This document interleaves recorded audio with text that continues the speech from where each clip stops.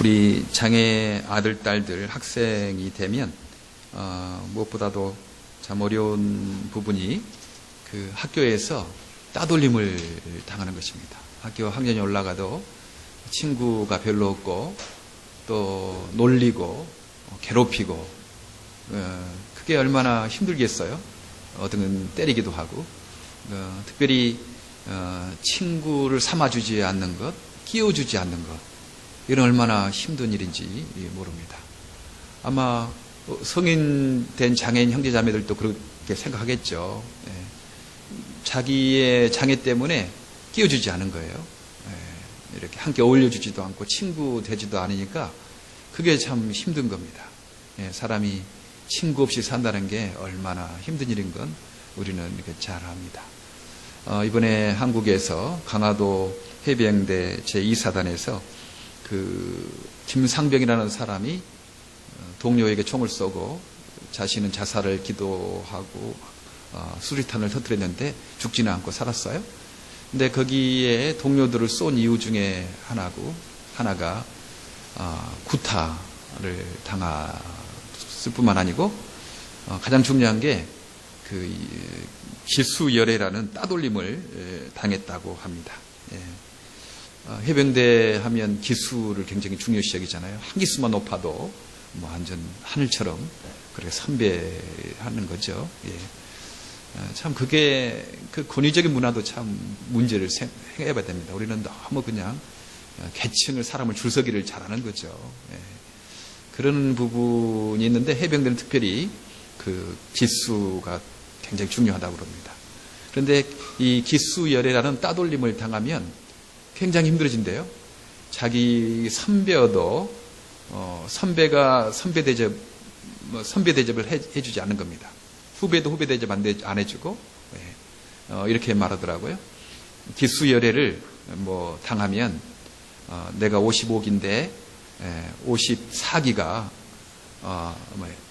해병님 무슨 해병님 이렇게 해야 되잖아요. 45기한테 44기가 무슨 해병님 이렇게 부르고 이렇게 말을 해야 되는데 그 기수열애를 당한 그 병사에게는 저기요 그러면서 그렇게 접근한대요.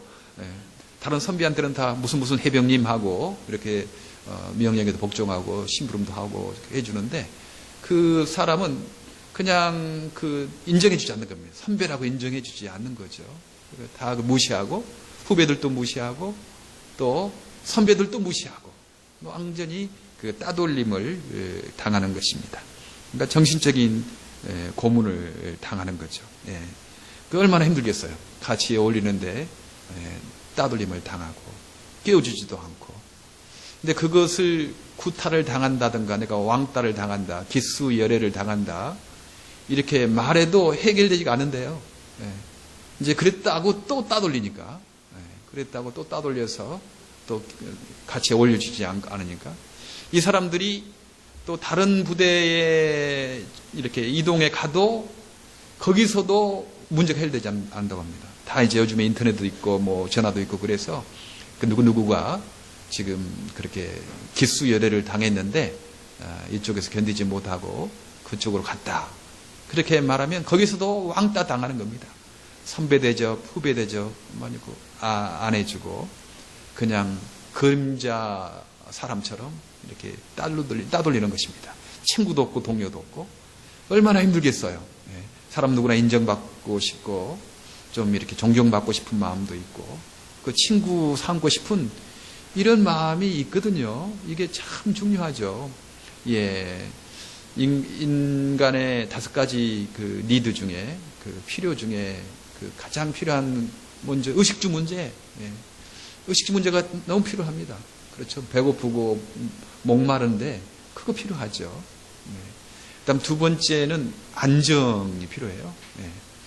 의식주 문제가 해결되더라도 내 미래가 불안전하다. 그럼 행복할 수가 없어요. 내 미래가 안정되겠다. 이제 그런 그 있을 때 우리가 행복감을 느낍니다. 오늘 잘 먹어도 내일 배고프겠다. 내일 힘들다. 그러면 오늘 배부른 게 이게 만족하지가 않습니다. 그런 의미에서 우리는 가장 큰 안전을 이미 확보한 거죠. 우리가 예수님 때문에 영원한 천국을 그 안정적으로 우리가 천국에서 죽더라도 그 천국에서 이렇게 주님과 함께 누리게 된다. 완성된 천국에서 그 안정이 있는 거죠. 100년 정도만 이 땅에 살면 영원한 천국에 산다. 그 안전이 우리 확보되어 있는 겁니다. 두렵지 않은 거죠. 죽음도 두렵지 않고, 사람이 죽음에 대해서 굉장히 두려워하잖아요. 근데 죽음도 두렵지 않는 그런 용감한 그 마음의 가짐이 되는 거죠. 그 다음에 사람이란 서로 그 사랑받고 사랑을 주고 싶은 그런 마음이 있어요. 서로 따뜻한 분위기에서. 그거 없으면 살맛이 안 나거든요. 따돌림 당하고 그러는데 그 살맛 나겠습니까? 아무리 안전하고 아무리 의식주 해결된다고 해도 친구도 없고 따돌림 당하면 그게 무슨 그 행복하겠습니까? 그 다음 네 번째가 그 존경받고 싶은, 의미 있고 그 참 존경받고 싶은, 인정받고 싶은 그런 마음이 있는 거죠. 인정받고 싶은 이런 마음이 있는 겁니다. 다섯 번째는 자기의 자아 실현을 하고 싶은 자신의 어떤 애롭고 괴롭고 힘들더라도 의미 있는 일, 존경받지 않는다더라도 애토리가 당하더라도 배고프고 춥다 하더라도 의미 있는 삶 살고 싶다. 이제 그게 인간의 자아 초월의 그런 욕구라고 니드라고 합니다.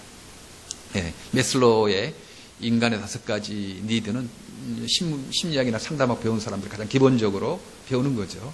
그래서 내가 과연 그 안전한가, 내가 과연 존경과 사랑 이렇게 충분히 누리고 있는가, 그런 것들을 내 스스로도 내가 필요한 것이 무엇인지를 좀 판가름해 볼 수 있어요. 5가지 니드 중에 의식주의 요구, 안전에 대한 요구, 그 다음에 사랑받고 싶은 요구, 사랑 주고 싶은 요구, 그리고 인정, 존경받고 싶은 요구, 그 다음에 자기 초월의 요구 이 있습니다. 다른 사람에게도 접근할 때 무조건 왜 당신 그러냐 이렇게 하지 말고, 그 사람이 배고픈 문제가 있느냐, 아픈 문제가 있냐, 그건 좀 먼저 치료해주고 좀 배고픔을 해결해주고 그 다음에 뭐 사랑한다, 안전한다 그래야지, 지금 배고픈 사람에게 뭐 사랑한다, 뭐 안전, 그건 별로 도움이 안 되거든요.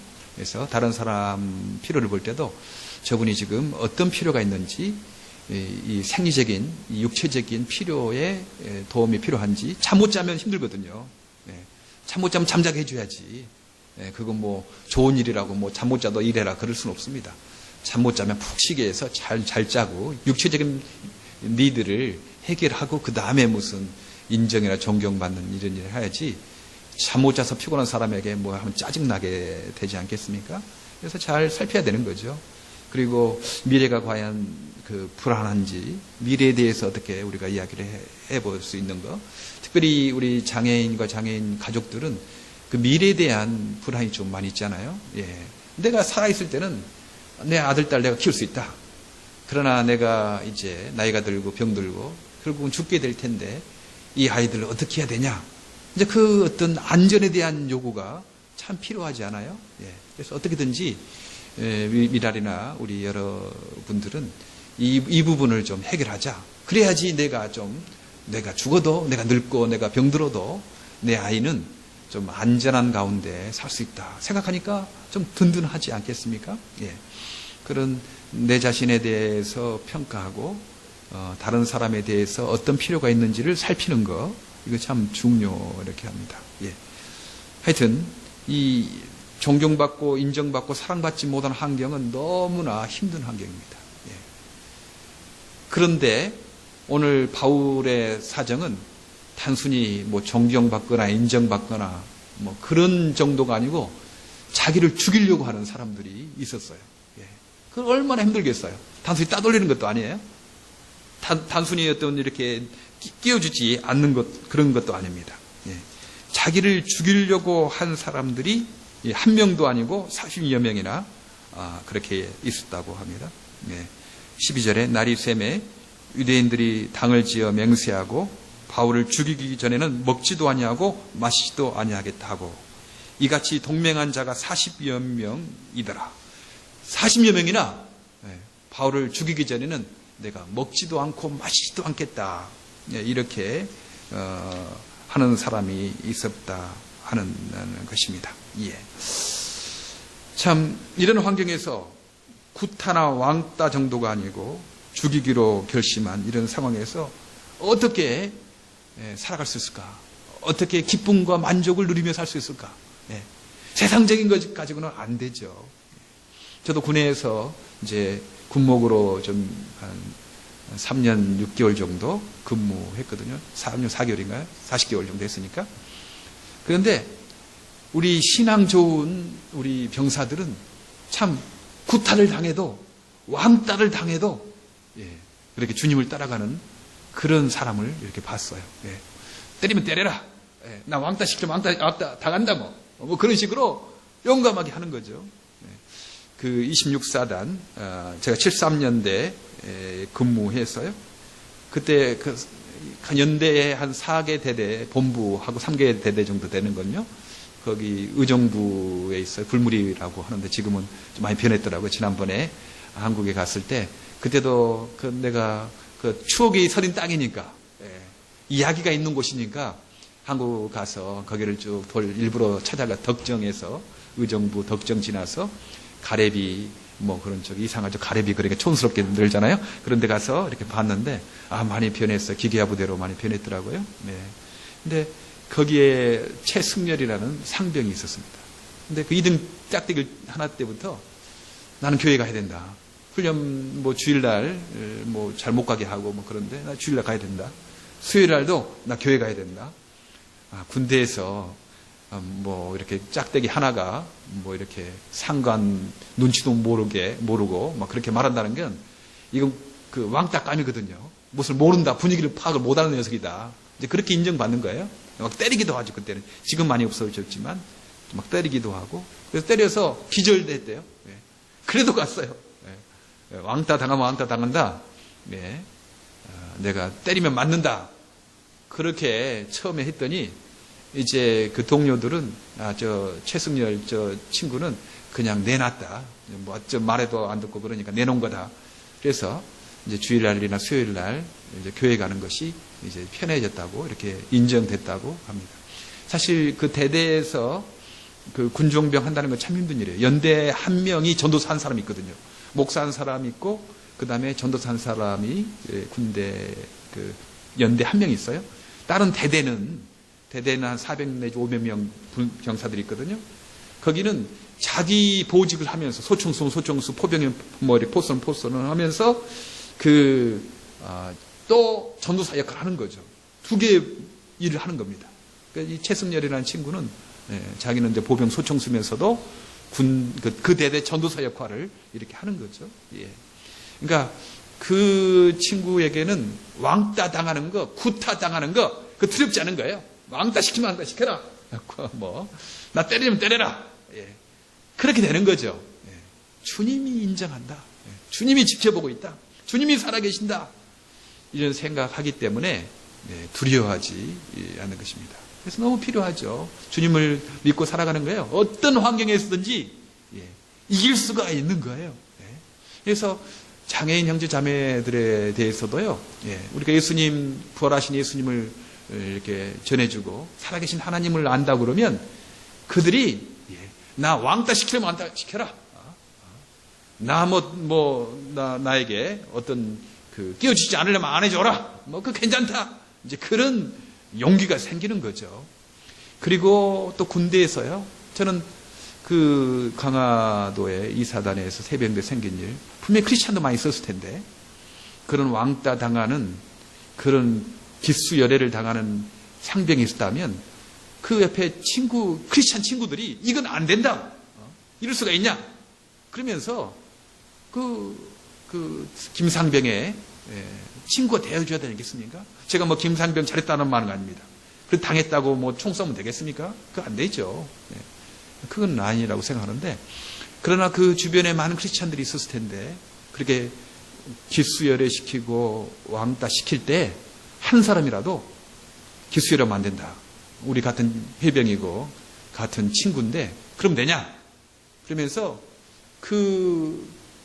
김상병을 선배 대접해주고 후배 대접해주는 그 크리스찬들이 분명히 있었을 텐데 그런 사람들이 왜 없었냐? 왜냐하면 또 자기도 왕따 당하니까. 그런 사람, 왕따 당하는 사람 또 도와주면 자기도 왕따 당하니까 못하는 거죠. 두려워서 못하는 겁니다. 예수 믿고 사랑하는 사람이 단순히 예배만 드리는 게 아니거든요.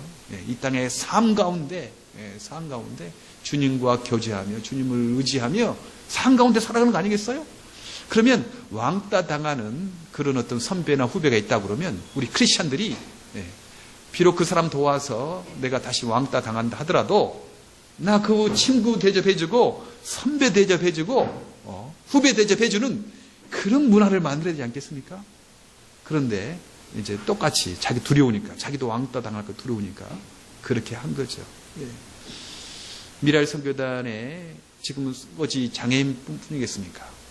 사람은 뭐 재산 유무 때문에 친구 삼아주지 않냐고 끼워주지 않냐고 피부 색깔 때문에 사람 끼워주지 않냐고 친구 삼아주지 않냐고 지금 그런 시대에 우리가 살고 있습니다. 공부 많이 했고 적게 공부 좀 적게 했다고 사람 친구 삼아주지 않냐고 끼워주지 않냐고 왕따시키고 지방 어느 지방에 뭐 했다고 끼워주지 않냐고 왕따시키는 그런 시대에 그런 문화에 우리가 살고 있어요. 이러면 안 되지 않겠습니까? 예수님은 우리가 아직 죄인 되었을 때 우리가 왕따 당하고 우리가 우리 자신도 참 싫어할 그런 가운데 예수님은 우리를 사랑하셨거든요. 세리와 죄인의 친구이지 않았습니까? 예수님의 별명이요. 그 따돌림을 당하는 그 세리들, 세금 공무원들, 죄인들, 창녀들, 거린들 이런 분들의 하도 어울려 다니고 친구가 됐기 때문에 그들의 반대자가 그 예수님의 별명을 세리와 죄인의 친구였다. 그렇게 말을 합니다. 우리는 예수님 그런 분이었습니다. 우리는 예수 따라가는 사람들입니다. 예수 따라가는 사람. 우리가 그들의 친구가 되고 그들의 이웃이 돼서 세상의 이 죄된 문화가 우리까지 따돌리고 우리까지 소외시키고 그래도 괜찮다. 그런 어떤 용기와 결단이 필요합니다. 그런 사람의 하나님의 살아계심을 생생하게 경험할 수 있는 거죠. 하나님 함께 계심을 경험할 수 있는 것입니다. 우리 문화가 지금 그런 문화에 살고 있습니다.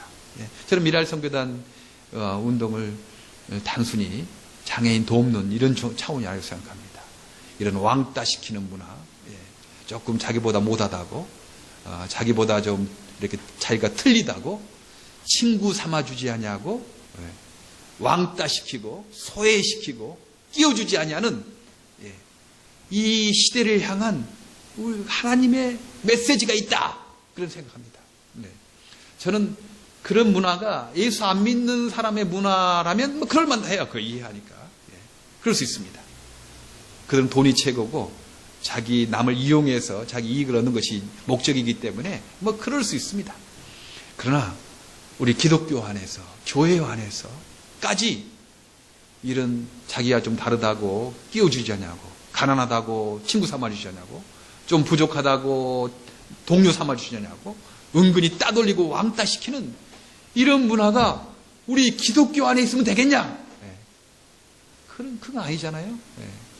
교회는 가난한 사람도 오고 부자도 오고 배운 사람도 오고 못 배운 사람도 오고 장애인도 오고 비장애인도 오고 못 배운 사람도 오고 배운 사람도 오고 높은 사람도 오고 낮은 사람도 오고 하나님의 나라의 지점이니까 우리 하나님 나라 가면 거기에 뭐 높은 사람 낮은 사람 없거든요. 장애인 비장애인 없이 다 친구 삼아서 합니다. 저 천국은 본점이고요. 지금 우리의 교회는 지점입니다. 그럼 지점이 그런 모습이 보여줘야 되지 않겠나? 그런 마음이 있는 거죠. 우리 아직까지 부족합니다. 저는 그래요. 우리 기독교가 아직까지 많이 부족해요. 그런 부분에.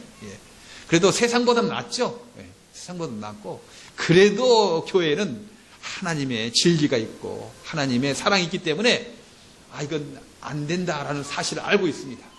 그러나 여전히 그런 문화가 이 세상의 문화가 교회에 있어서 장애인 따돌림 당하고 친구 삼아주지 않고 끼워주지 않냐고 그런 문화가 있는 것 우리가 이렇게 모여서 기도하는 겁니다. 저는 그래요. 우리의 12명을 통해서도 주님께서 세상을 병했는데 이런 마음 가지고 이러면 안 된다. 세상도 이러면 안 되지만 우리 기독교 내에서도 이러면 안 된다. 그러면 세상과 다름이 뭐 있는가? 저는 여기에 있는 우리 형제자매 중에 참 학교 다닐 때부터 그렇게 왕따 당하고 또 은따란 말도 있더라고요. 은따란 말이 무슨지 아십니까? 은근히 따돌리는 거. 그렇죠? 은근히 따돌리는 거예요. 그냥 막 이렇게 드러내놓고 따돌리는 거 아니고 은근히 따돌리는, 이렇게 수근수근 하면서 그런 사람들의 친구가 되어주는 그런 내가 알아요. 너무 감사한 일이죠. 우리가 참 이렇게 미라레에 모여서 이 세상의 사람들이 은근히 따돌리고 왕따시키고 끼워주지 않으려고 하는 사람들, 우리는 그들의 친구가 되어주고 그들의 어떤 동료가 되어주고 그들에게 대변자가 되어주고 이게 너무 필요합니다. 하나님 함께 하실 것입니다. 하나님 기뻐하실 것입니다. 이런 문화, 이런 세상에서 살고 있습니다. 바울은 이렇게 은따나 왕따 시킬 정도가 아니었고 절대 다수 40명이나 되는 사람이 죽이려고 하는 이런 적대적인 환경에서 살고 있었어요. 들으세요.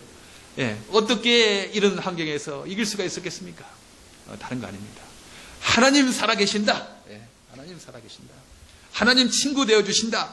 오늘 11절에 그날 밤에 주께서 바울 곁에 서서 이르시되 담대하라. 내가 예루살렘에서 나의 일을 증거한 같이 로마에서도 증거하여야 하리라 하시니라. 주님께서 바울 곁에 서서 이르시되 담대하라. 내가 예루살렘에서 내 일 증거한 것처럼 로마에서도 증거하여야 될 것이다. 하나님 살아계신다. 하나님 내 곁에 계신다. 하나님께서 피할 길을 주신다. 이런 생각하니까요. 그 제가 말했던 73년대 26산 74년대 그 군종 형제 그런처럼 나 맞으면 맞는다. 나 왕따 당하면 왕따 당한다. 하나님 살아계시고 하나님이 도와주신데 당신들이 나 왕따 시키고 친구 안 해줘 좋다. 그런 용기가 생기는 것입니다. 여러분, 나를 반대하는, 나를 모함하고, 나를 미워하고, 그런 환경에 있을 수가 있습니다. 괜히 나를 모함하는 사람 있잖아요. 괜히 나를 오해시키는 사람도 있습니다. 그럴 때 우리가 너무 실망하기 쉽습니다. 너무 화도 나고 그래요. 그러나 우리가 생각하기에 하나님 살아계신다. 하나님 함께 하신다. 하나님께서 피할 길을 주신다. 그런 믿음 갖기를 바랍니다. 믿음 아니고 어디에서 우리가 이런 환경에서 이길 수가 있겠습니까? 어렵고 힘든 환경. 나를 친구 삼아주지도 않고 나를 적대하고 바울처럼 죽이려고 하는 이런 환경에서 어떻게 우리가 평안을 누리고 우리가 살아갈 수 있겠습니까? 다른 거 아닙니다. 하나님 살아계시고 나의 곁에 계시고 피할 길을 주신다라는 그 사실을 우리가 믿음으로 우리가 이길 수가 있습니다. 이들의 계획은 그랬거든요. 죽이려고 할 때 그 사내들인 공회 국회라고 했잖아요. 국회에 그 의원들과 짜가지고 예루살렘에 있는 그 바울에게 이제 그 바울을 데려오라고 하는 겁니다. 사실을 더 자세히 알아본다고 그 1000명의 군사를 거느린 로마의 장군에게, 로마의 장교에게 요구를 하는 거예요. 그래서 바울에게 우리가 더 물어볼 것이 있다. 그러니 바울을 좀 보내달라. 그렇게 하다가 바울이 오기 전에 길가에 매복하고 있다가 죽이려고 하는 거예요. 감쪽 같죠 뭐. 그냥 처치할 수 있다 하는 것입니다. 14절에 그런 말씀 하셨습니까? 대제사장들과 장로들에게 가서 말하되, 이제 동맹한 자가 40명이 있었어요. 우리가 바울을 죽이기 전에는 아무것도 먹지 않기로 굳게 맹사했으니 이제 너희는 그의 바울에 대한 사실을 더 자세히 알아볼 양으로 공회와 함께 천부장에게 청하여 바울을 너희에게로 데리고 내려오게 하라.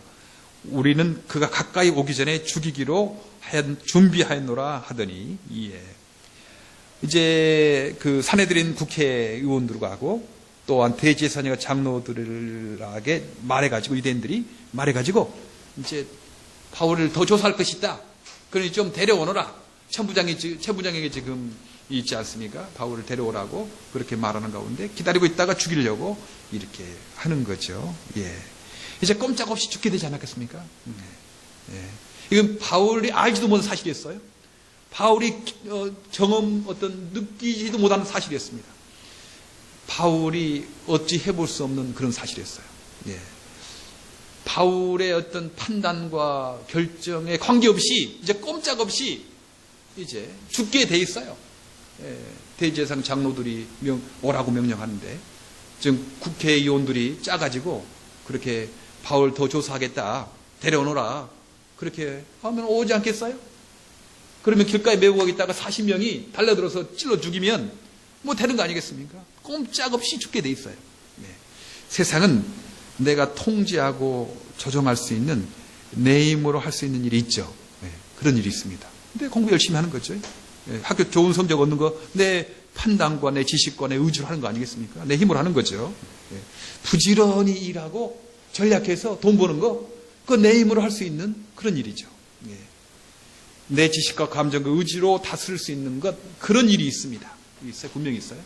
그러나 그건 반만 하는 것입니다. 세상에는 내 생각과 내 의지와 내 감정으로 통제할 수 없는 일이 또 있는 겁니다. 예. 내 지식으로 내 의지로 내 감정으로 할 수 없는 일 그런 일들이 얼마나 많은지 모르겠어요. 예. 어떤 사람이 그 버스를 탔어요.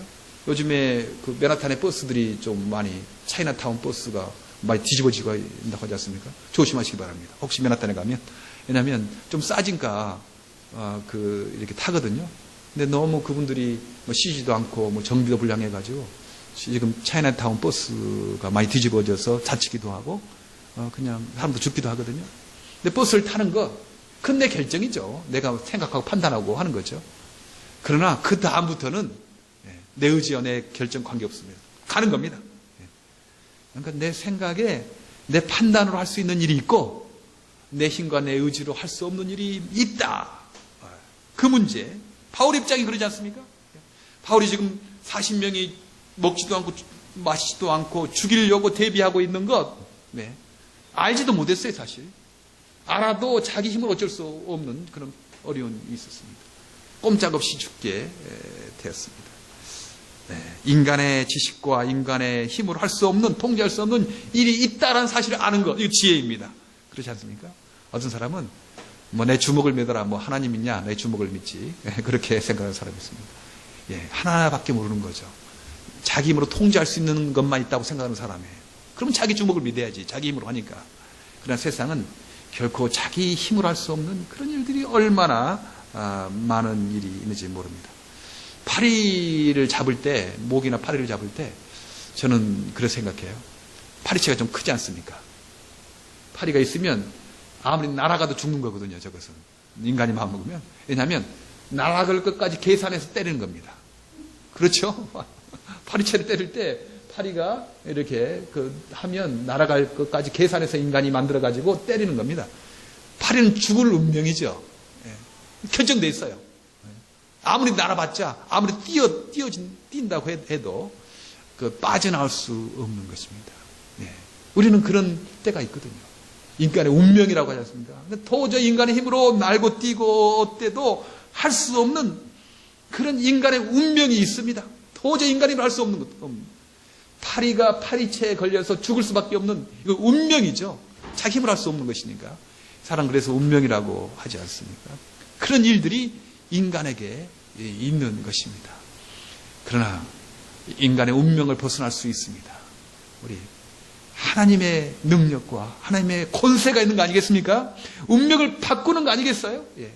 아무리 파리가 그렇게 죽을 운명에 처해 있다 하더라도 인간이 그런 사탄의 그런 어떤 운명에 우리가 얽매였다 하더라도 하나님이 함께 하시면 얼마든지 피해야 할 길이 있다 하는 것입니다. 인간의 죄 문제, 내 죄 문제가 그러지 않습니까? 우리는 인정받고 싶은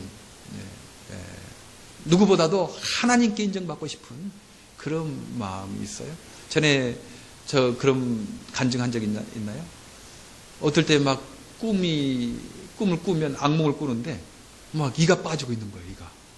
이가 빠지고 있어서 막 빠져도 막 이 뿌리가 남아가지고 막 계속 빠지는 거 있죠. 막 잇몸이 다 쏟아지는 것처럼. 그런데 보면 그때 상태는 내 몸이 많이 안 좋은 상태예요. 그 몸이 아프니까 이가 빠지는 꿈, 잇몸이 막 쏟아지는 꿈을 꾼 거예요. 근데 저는 그런 생각이에요. 인간의 모두의 마음속에 내가 좀 의롭고 싶다, 인정받고 싶다, 그런 어떤 깨끗하고 싶다 하는 그런 본능이 있다고 생각합니다. 인간은 죄를 추구하는 본능도 있지만요, 선을 추구하는 본능도 있거든요. 인간의 죄 문제 어째 할 수 없습니다. 그래서 불교에서는 업을 진다는 거죠. 그래서 업을 세 가지 업으로 말합니다. 행업, 행동으로 하는 업, 그런 그 일이라는 거죠. 그런 죄도 있고 선도 있고, 그것만 업이 아니다. 또 구업, 말로 사람들에게 하는 어떤 일, 그것도 일이다. 그렇게 말합니다. 또 뿐만 아니고 사업, 말과 행동으로만 하는 것 아니고 생각으로 짓는 일, 업이 있다. 그래서 사업이라고 말합니다.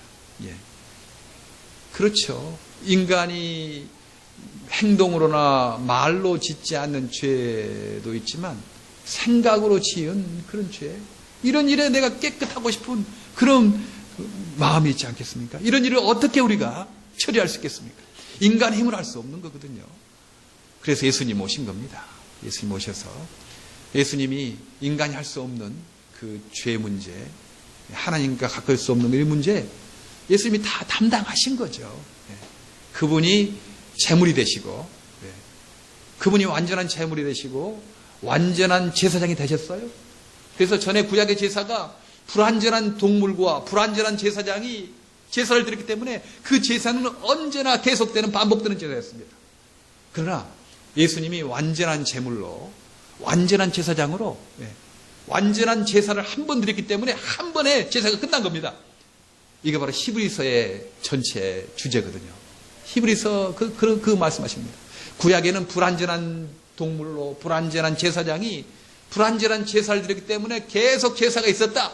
그 불완전하기 때문이다. 그러나 이제 완전하신 제사장이 오셨다. 예수님. 그리고 완전한 제물이 되셨다. 자기 몸이. 그래서 완전한 제사를 드렸기 때문에 한 번에 제사가 끝났다. 이제 더 이상 제사는 없다. 죄 용서함을 필요로 하는 더 이상의 제사가 없다. 예수 그리스도 완전하신 제물 대신 그분을 구세주로 영접하면 하나님께서 완전한 제사를 드린 것으로 인정해 주신다. 이제 그게 성경 히브리서의 주제이지 않겠습니까? 그래요. 우리 이 시간에 혹시 예수님을 왜 꼭 저 사람들은 꼭 이상하게 예수 그러냐? 뭐 정신도 이상한 사람도 아닐 텐데, 뭐 배운 사람들 같은데 왜 좀 그러냐? 그렇게 생각하는 분들, 혹시 예수님을 아직 모르신 분들은 바로 그렇다는 것입니다. 인간 내 힘으로 할 수 있는 일이 있지만 인간의 힘으로 할 수 없는 그런 일들이 있다. 사탄의 권세에서 어떻게 우리 인간이 해결해 나올 수 있겠는가? 인간이 마치 사탄의 권세에서 파리채에 이렇게 안에 있는 파리처럼 꼼짝없이 사탄에게 죽게 되었는데 이 문제를 어떻게 해결할 것인가? 바로 예수님 영접하면 사탄의 권세에서 해방될 수 있다. 우리는 그래서 예수님을 전하자 그런 거 아니겠어요? 인간의 힘으로 할 수 없는 운명적인 일, 그 사탄의 권세에서 인간이 헤어나지 못해서 불안하고 인간이 참 여러모로 두려워하고 그러는데 이 사탄의 권세에서 우리 예수님 영접하면 해나올 수 있다라는 사실을 우리가 알리자. 이제 그래서 예수님을 전하는 거 아니겠습니까? 단순히 건강하고 튼튼하고 돈 많은 사람뿐만 아니고 장애인에게도 알려야 되지 않겠어요? 장애인에게도 알려서 그들이 사탄의 권세에서 해결해 나올 수 있어야 한다는 것입니다. 바울의 힘과 지식과 능력으로 꼼짝없이 당할 수밖에 없었는데 하나님 계셨습니다. 하나님 계셔서요. 바울의 생질, 성경에 바울의 친척이 있었다는 말은 여기밖에 안 나오는 것 같아요. 어떻게 갑자기 바울의 생질이 나왔는지.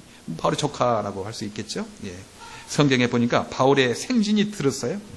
바울의 생질이 그들이 매복하여 있다 함을 듣고 와서 영문으로 들어가 바울에게 고한지라.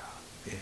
바울의 생질이 그들이 지금 40명이 당신을 죽이려고 이렇게 매복하고 있습니다. 그것을 이렇게 들었어요. 그랬더니 바울이 백부장 100명의 병사를 거르는 장교를 청해서 이 청년을 천부장에게로 인도하라. 그에게 무슨 할 말이 있다 하니. 그래서 천부장에게로 데리고 가서 가로되 백부장이 이제 그 조카를 데리고 간 거죠. 제수 바울이 나를 불러서 이 청년이 당신 할 말이 있다 해 데리고 와서 이렇게 청하였습니다. 그런데 천부장이 그 손을 잡고 물러가서 종용이 묻되 내게 할 말이 무엇이냐? 20절에 대답하되 유대인들이 공모하기를 저희들이 바울을 대하여 더 자세한 것을 묻기 위함이라 하고 내일 그를 데리고 공회로 데려오기를 당신께 청하였으니, 그러니까 지금 더 자세한 것을 우리가 알기 위해서 바울을 좀 데리고 와라. 이것을 그 국회로 데리고 오기로 당신 천부장에게 청할 것이다. 당신은 저희 청함을 쫓지 마옵소서. 저희 중에서 바울을 죽이기 전에는 먹지도 않고 마시지도 않기로 맹세한 지 자가 40여 명이 되고 그를 죽이려고 숨어서 지금 다 준비하고 당신의 허락만 기다리나이다 하며 이렇게 이 음모에 대해서 말을 다 했어요. 내일 당신에게 지금 사람들 올 것이다. 그래서 국회의원들이 이렇게 더 조사한다고 바울을 청할 것인데 그들이 사실 그것이 아니고 매복하여 죽이려고 하는 거다. 그러니까 당신은 그 말을 믿지 말고 들어주지 말라고 이렇게 한 거죠. 네.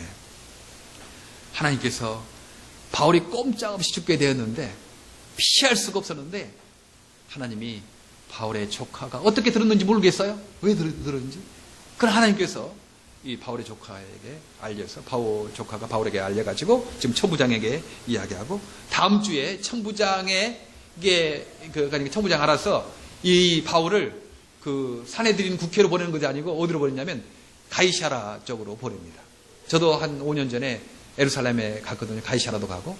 그때 예루살렘이 있고 라는 저 해변가에 지중해 해변가에 있더라고요. 근데 로마에서 로마의 거기에 총독이 거기 근무하고 있었대요. 그 바닷가니까. 그리고 가이사라하고 많이 떨어져 있습니다. 그래서 로마 총독 거기 있고 예루살렘은 저 다른 쪽에 동쪽에 있었어요. 이제 가이사라에 이제 그쪽으로 보낸 겁니다.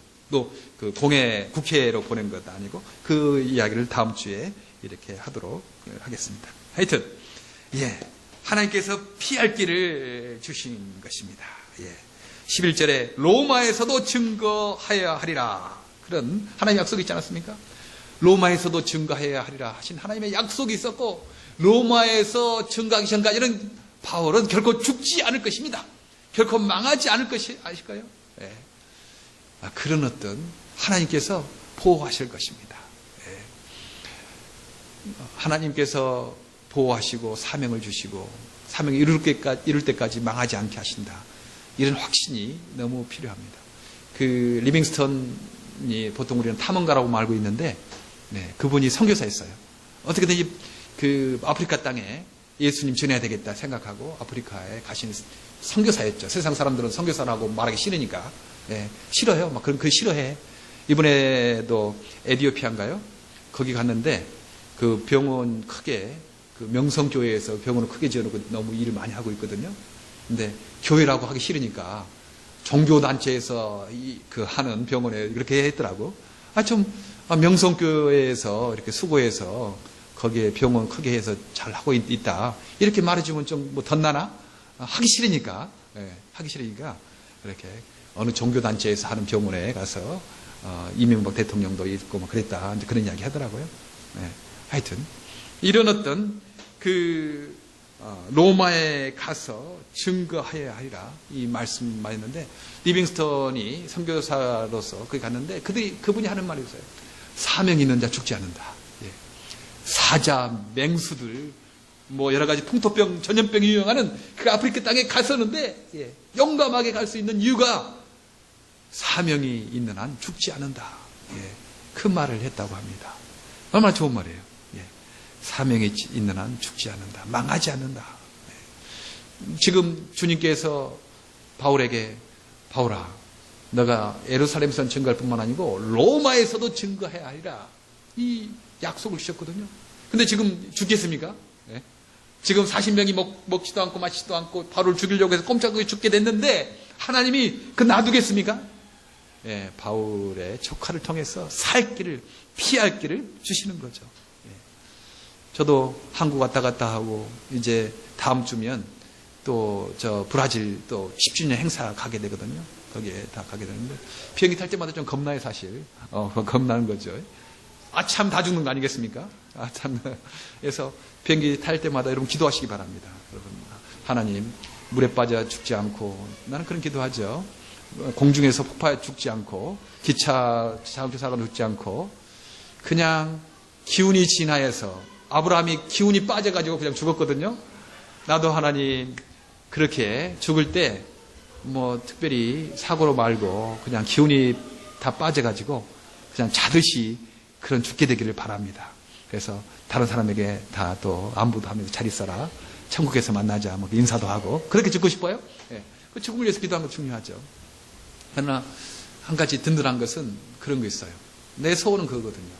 예. 장애인 선교가 든든히 서게 그때까지 그 내 사명이다. 생각을 하고 있는 거죠. 예. 내가 은퇴하고 우리가 다 하나님 나라 간다 하더라도 계속적으로 장애인 선교가 이렇게 잘 진행이 되고 장애인들이 교회 기독교 안에서 잘 정말 어떤 짐이 아니고 하나님의 복된 존재들이고 하나님의 사랑받는 하나님의 뜻이 있는 그런 사람들이다라는 그런 인정을 받고 왕따 당하지 않냐고 은따 당하지 않냐고 한 친구로 사역자로 그렇게 장애인들이 이렇게 포함되는 그런 때까지 그런 때까지 어떤 내가 어떤 일을 하는 것 그건 제 사명이라고 생각합니다. 아직까지 그거 아니거든요. 아직까지 지금 그런 기독교 안에서 장애인들 그래도 미랄선교단 이렇게 으쌰으쌰 이렇게 하지 않냐면 30년 전으로 돌아갈 거 아니겠습니까? 여전히 또 끼리끼리 모이고 끼리끼리 좀 배운 사람끼리 잘난 사람끼리 이렇게 해서 친구 삼아주지도 않고 또 그렇게 되는 거 아니겠습니까? 예. 그래서 어떻게든지 이 장애인 형제 자매들 이 선교가 이런 교회가 이렇게 좀 그런 어떤 우리가 은퇴하거나 우리가 죽더라도 좀 전진할 수 있는 기반 이 기반까지 좀 마련해놓고 가는 그게 저는 제 사명이라고 생각합니다. 어떻게 보면 우리들의 사명이라고 생각해요. 그까지 우리가 뛰어야 됩니다. 그래서 우리가 손 놓고 은퇴하더라도 늙어지더라도 우리 후배들이 이렇게 또 많은 형제자매들 장애인 형제자매들을 포용하고 친구 삼아주고 또 그들에게 사역자가 나오고 그런 때까지 우리 모두가 지금 함께 힘을 써야 되지 않겠나 그런 생각해요. 장애인들이 그런 친구가 되고 사역자가 되고 그런 세상이면 그렇지 않은 사람은 얼마나 더 좋은 세상 되겠습니까? 그런 세상 되는 것 아니겠습니까? 네. 그래서 그때까지 하나님 살려둘 것이다. 그런 마음이 있는 거죠. 네. 유라굴로 광풍에 만나서 바울이 죽으려고 그랬어요. 다 그냥 이제 사도행전 조금 이제 마지막 부분에 이제 올라갑니다. 다 빠져 죽으려고 다 난파한다고 그랬어요. 아니다 바울아. 그 풍랑 가운데 주님께서 너 살 것이다. 너 로마에 가서도 증거하리라. 너만 사는 것도 아니고 너 때문에 282명인가요? 너 주변에 있는 사람까지 살 것이다. 그렇게 사도행전 이제 조금 더 지나가다 보면 약속하십니다. 사명이 있는 자 죽지 않았고 망하지 않았습니다. 예. 그런 그 믿음을 가져야 합니다. 예. 저는 그래서 사명이 있는 한 죽지 않는다 생각하고 비행기 탈 때도 나만 살 것이 아니고 나 때문에 이 주변에 있는 사람 살 것이다. 너무 자기 과시니까 망상입니까? 난 그 믿음이라고 생각합니다. 네. 하나님 나 살리려고 이 주변 사람도 살려줄 것이다. 네.